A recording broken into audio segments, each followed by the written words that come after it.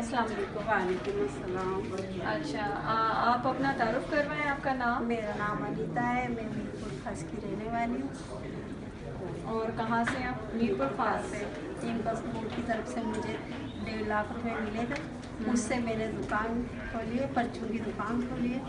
मेरा बेटा और मैं दुकान चलाते हैं, उसी से हमारे घर का खर्चा निकलता है, बच्चे भी पढ़ते हैं।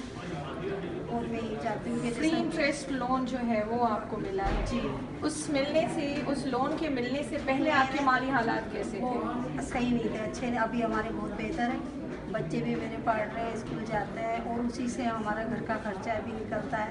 अच्छा। हाँ, अब मैं ये चाहती हूँ कि जैसे अब जो रहेंगे 1.5 लाख रुपए वो भी मिल जाए तो हमारे दुकान में जो है जो खर्चा जो और डालेंगे उसको अच्छा बेहतर हो जाएगी दुकान भी, और हमारा घर का खर्चा भी अच्छा चलेगा। और मैं यही चाहती हूँ कि जैसे जो गरीब औरतें हैं, वो दूसरी जो औरतें हैं उनको भी उनका सपोर्ट की तरफ से पैसे मिल अच्छा जाए। अच्छा अच्छा अच्छा, स्टॉप क्यों